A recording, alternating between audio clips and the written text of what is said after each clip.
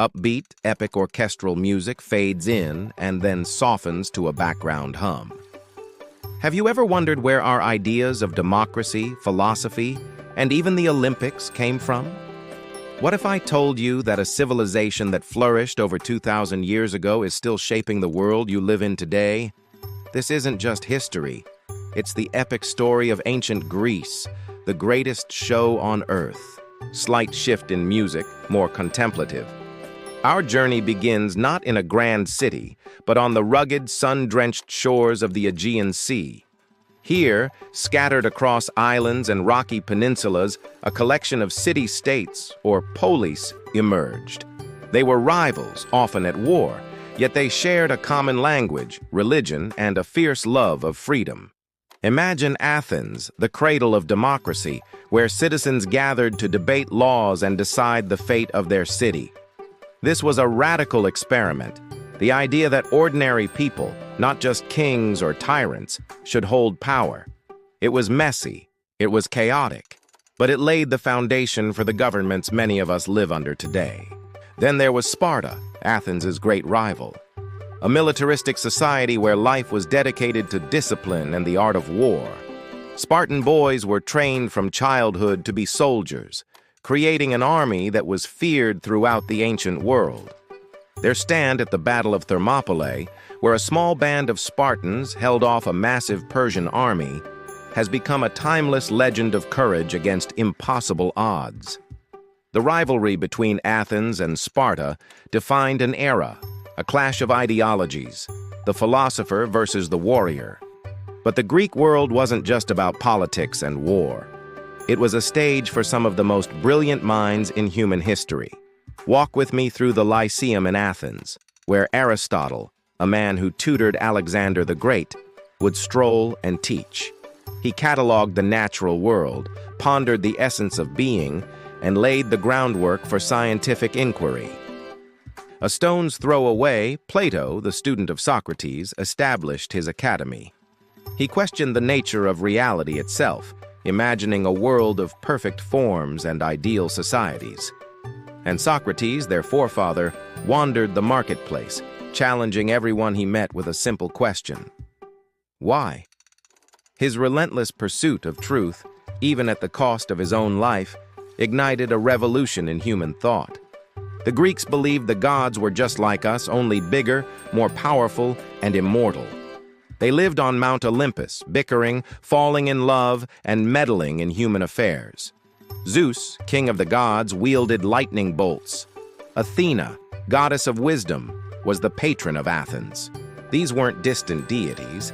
They were part of daily life, their stories told and retold in epic poems like Homer's Iliad and Odyssey. These tales of heroes, monsters, and divine intervention weren't just entertainment.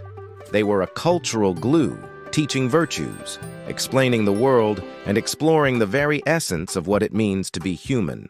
And what better stage for human drama than the theater?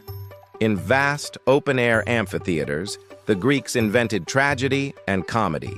Playwrights like Sophocles and Euripides wrestled with timeless themes of fate, justice, and hubris. Audiences wept at the tragic downfall of Oedipus and laughed at the satirical wit of Aristophanes. It was here, under the open sky, that they explored the deepest parts of the human soul. This wasn't just a performance. It was a civic duty, a shared emotional and intellectual experience that bound the community together. Of course, no show is complete without a spectacular athletic display. Every 4 years, a sacred truce was declared, and athletes from across the Greek world gathered at Olympia to compete in honor of Zeus. The Olympic Games were the ultimate test of physical prowess. Running, wrestling, discus, javelin, these weren't just sports. They were a form of worship, a celebration of the perfection of the human body. The prize? Not gold or money, but a simple olive wreath and, more importantly, immortal glory. The legacy of the Greeks is written in stone and marble. Look at the Parthenon perched atop the Acropolis in Athens. It's a masterpiece of architectural harmony and proportion. Its graceful columns and intricate sculptures were designed with mathematical precision to achieve a sense of perfect balance and beauty. This classical style, with its emphasis on order and symmetry, has been copied and admired for centuries, influencing buildings from the White House in Washington, D.C., to museums and government halls all over the globe. But like all great shows, this one had its finale. The constant warfare between the city-states, particularly the devastating Peloponnesian War, left them weakened and vulnerable. And from the north, a new power was rising. King Philip II of Macedon, and later his son Alexander the Great, swept down and conquered Greece. Yet this wasn't truly the end. Alexander, a student of Aristotle, admired Greek culture deeply. As he forged one of the largest empires in history, stretching from Greece to India, he spread Greek language, ideas, and art across the known world. This new era, known as the Hellenistic period, was a fusion of cultures, a globalized version of the Greek show that would profoundly influence the Roman Empire and, through it, all of Western civilization. So, the next time you vote in an election, watch a play, admire a grand building, or cheer on an athlete at the Olympics, take a moment to remember the ancient Greeks.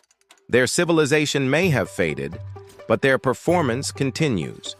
The echoes of their debates, the beauty of their art, and the power of their ideas still resonate today. They put on the greatest show on earth, and 2,000 years later, we're all still living in its magnificent shadow. Thank you so much for joining me on this journey through ancient Greece. If you enjoyed this trip back in time, please hit that like button and subscribe to our channel for more stories from history. We'd love to have you with us. See you next time.